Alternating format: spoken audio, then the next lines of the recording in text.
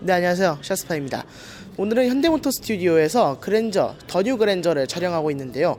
더 뉴 그랜저 디자인이 이번에 정말 새롭게 많이 바뀌었다고 해서 이 그랜저에 대해서 한번 자세히 알아보고자 합니다.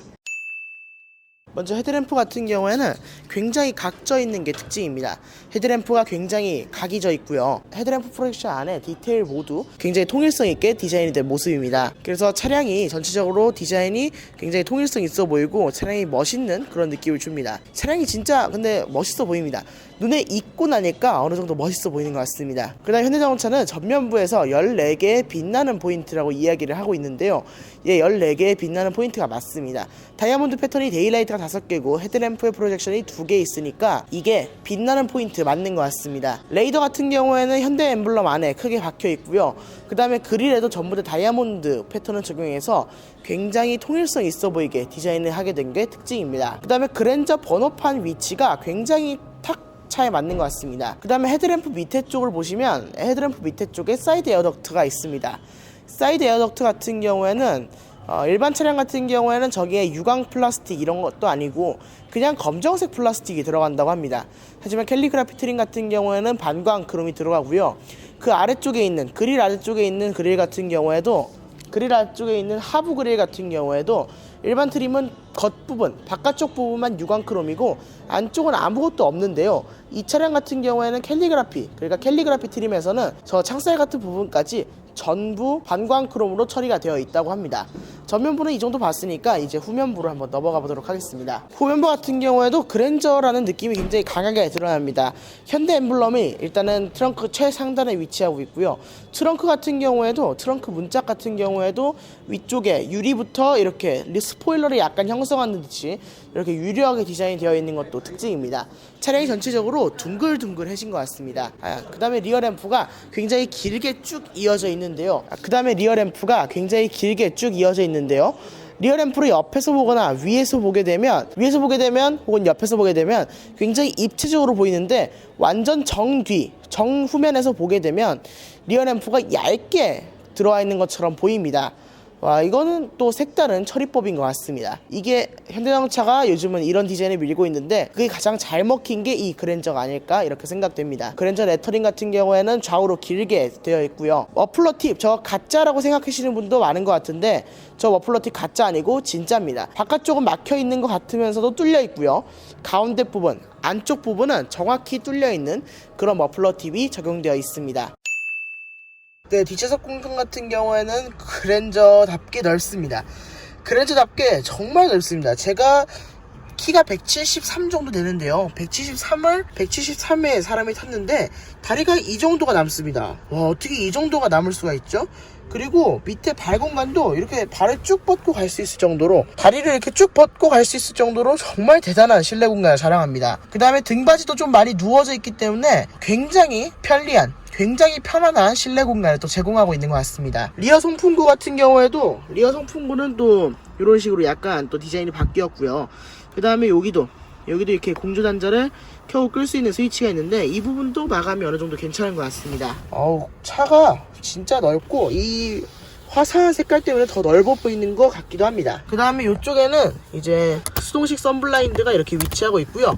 여기 유리 같은 경우에는 상하향 모드 원터치로 자리 잡고 있습니다. 이 차량은 캘리그라피 트림이라서 원래는 베개가 들어가는 옵션인데요. 베개가 지금 살짝 탈거되어 있는 상태인 것 같습니다. 그 다음에 이쪽 위쪽 천장 쪽 재질은 스웨이드인데요. 머리가 잘 닿진 않습니다만 머리가 닿게 되어도 그렇게까지 불쾌하지 않은 느낌을 주는 것 같습니다. 머리가 닿게 돼도 굉장히 편안한 마치 소파에 머리가 닿는 것 같은 그런 느낌을 줍니다. 이쪽에는 이제 각종 멀티미디어를 조작할 수 있는 스위치가 있습니다.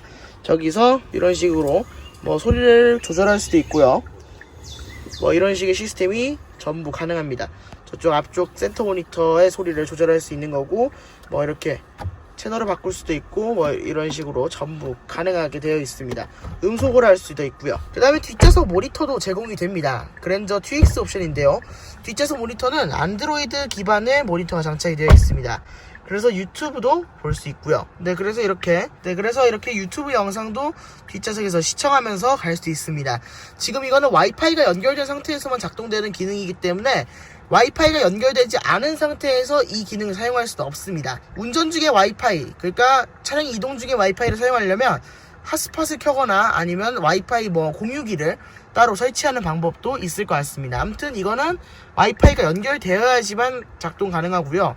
G80, G90 이런 데 적용되는 센터 모니터보다는 활용도가 뛰어나 보이는 게 이게 안드로이드 모니터 기반이고 거기다 터치까지 되기 때문에 훨씬 더 뛰어난 것처럼 보입니다. 활용도는 이게 훨씬 높아 보입니다. 네, 이게 그랜저의 앞좌석인데요. 그랜저의 앞좌석 같은 경우에는 이렇게 모니터가 굉장히 길게 쭉 이어져 있는 걸 볼 수 있습니다. 계기판이 이렇게 있고요.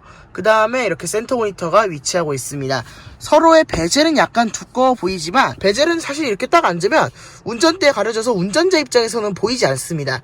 운전자 입장에서는 이렇게 하면 베젤이 가려지기 때문에 운전자 입장에서는 보이지가 않고요. 정말 실내 인테리어의 멋있음을 한몫 담당하고 있는 것 같습니다. 그 다음에 UI도 변경되었습니다. 멀티미디어 UI가요, 셋업으로 들어가면 변경된 걸 볼 수 있는데 이런 식으로 기존의 UI보다 약간 변경된 것을 볼 수 있습니다. 맵 같은 경우에는 그랜저 전용 맵이 적용된다든지 이런 거는 절대 아닙니다. 아래쪽에 송풍구는 좌우로 긴 타입이 탑재가 되었습니다.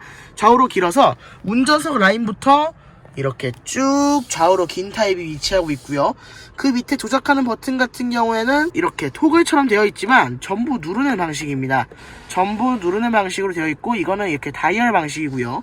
이것도 누르는 방식, 전부 누르는 방식으로 되어 있습니다. 이것도 다이얼이고요. 그 다음에 이 계기판 같은 경우에는 디지털 계기판인데요. 디지털 계기판이 운전자 쪽으로 좀 많이 가까워져 있습니다. 디지털 계기판이 운전자 쪽으로 많이 가까워져 있는 거 어떻게 보면 좋다고 할 수도 있고 어떻게 보면 나쁘다고 할 수도 있는데 저 같은 경우에는 지금 이거는 괜찮은 것 같습니다. 어제 다른 전시장에서 봤을 때는 이거 왜 이렇게 가까워 보이지 이런 느낌이 들었는데 이것도 적응되고 나니까 이게 가까워도 되는구나 이 정도 느낌이 듭니다. 룸미러도 프레임리스 타입으로 적용이 되었습니다. 하이패스가 여기 오버헤드 콘솔에 달리고요. 그 다음에 이렇게 실내등 같은 경우에는 이런 식으로 양쪽에 들어오는 방식으로 되어 있습니다. 아쉽게도 실내등이 하얀색입니다. 실내등이 노란색이었으면 더 좋았을 것 같은데 아쉽게도 실내등은 흰색입니다. 그 다음에 파노라마 썬루프 조작하는 부분이 이렇게 있어서 스웨이드를 닫는다든지 이런 식의 동작을 이 스위치 하나로 할 수 있습니다. 그 다음에 여기는 썬바이저인데요. 썬바이저 같은 경우에는 뚜껑이 열리면 불이 켜지는 방식인데요. 여기는 그렇게까지 새하얀색은 아니고 약간 간접적인 하얀색, 면발광 하얀색 느낌이 나는 것 같습니다. 그 다음에 실내 가죽 소재 같은 경우에는 여기는 말랑말랑한 재질입니다. 위쪽은 말랑말랑한 재질이고요. 여기도 말랑말랑하고 이쪽 아래쪽은 일반 생플라스틱이 적용되어 있습니다. 그 다음에 이쪽도 말랑말랑한 재질이고요. 글로우박스 요 표면만 거끌거끌한 생플라스틱이 드러나 있습니다. 터치식 공조기도 마련되어 있습니다만 터치식 공조기는 약간 아쉬운 부분이 있긴 합니다. 터치를 했을 때 이런 소리를 우리가 공조기에서 바라진 않았잖아요. 이런 소리보다는 차라리 햅틱 반응을 주는 차라리 요런 버튼 조작 느낌이 나는 소리를 줬으면 어땠을까 싶긴 한데 아직까지 그 부분에서는 현대차가 약간 약한 것 같습니다. 터치식 공조기가 적용됐다는 거에 의의를 둬야 될 것 같은데 터치식 공조기에서 작동되는 부분을 보면요, 바람 세기 조절이랑 에어컨 버튼 켜고 끄는 거, 미세먼지 청정 모드, 그 다음에 바람 방향, 풍향이죠. 그 다음에 열선 핸들, 이거밖에 없습니다. 나머지는 전부 거의 바깥으로 빼놨고 이거는 거의 그래픽을 담당하고 있는 것 같습니다. 그래픽을 담당하고 있긴 한데 온도를 올려도 이쪽 바람 나오는 요 빛깔이 빨간색으로 바뀐다든지 또 그러진 않네요. 그건 조금 아쉽습니다. 그 다음에 통풍 시트, 열선 시트 다이얼은 이쪽에 이렇게 마련되어 있고요. 드라이브 모드 바꾸는 건 여기 있어서 드라이브 모드를 바꾸면 이런 식으로 계기판에도 변화가 생깁니다. 그 다음에 주차 센서 버튼, 원격 주차 보조 시스템 버튼, 그 다음에 어라운드 뷰 버튼이 있는데요. 어라운드 뷰는 화질이 상당 부분 개선된 것 같습니다. 또 이게 확대도 가능하고 축소도 가능하니까 어라운드 뷰를 얼마든지 멀리서 볼 수도 있고 가까이서 볼 수도 있는 거 정할 수 있는 점은 굉장히 좋은 것 같습니다. 버튼식 변속기 옆에는 이런 식으로 무선 충전기가 발현되어 있습니다. 이쪽은 충전 USB가 따로 있고요. 여기는 애플 카플레이나 안드로이드 오토로 사용할 수 있는 USB가 있습니다. 이쪽은 무선 충전 패드라서 이제 대부분의 무선 충전이 탑재된 핸드폰에서는 다 무선 충전이 지원됩니다. 컵홀더는 이런 식으로 앞뒤 모양이 약간 다르고 컵홀더가 의외로 짧아서 핸드폰을 놔두다 꽂는다든지 이런 거는 컵 2개를 꽂고는 불가능할 것 같습니다. 전자식 파킹 브레이크 스위치는 이쪽에 위치하고 있고 오토홀드 스위치는 이렇게 위치하고 있습니다. 콘솔 박스 용량은 꽤 큰 편이고요. 그 다음에 별도 트레이도 놔둬서 이 트레이를 또 활용할 수 있도록 해뒀습니다. 트레이를 앞뒤로 뭐 이렇게 끼운다든지 이런 거 할 수 있는데 따로 뭐 슬라이딩이 된다든지 그러진 않는 것 같습니다. 그 다음에 조수석 릴렉션 컴포트 시트도 적용이 되어서 이런 식으로 조수석 시트를 뉘어줄 수 있습니다. 무중력 자세라고도 부르는 시스템이죠.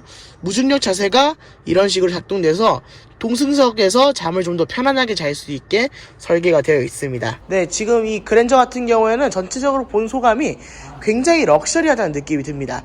5천만원대 하고 4천만원대, 3천만원대 이런 차를 찾으려면 전세계 어디서도 찾아볼 수 없을 것 같은 그런 훌륭한 상품성을 제공하는 것도 특징인 것 같습니다. 네, 그러면 오늘은 여기까지 영상을 마치도록 하겠습니다. 지금까지 샤스파이였습니다. 감사합니다.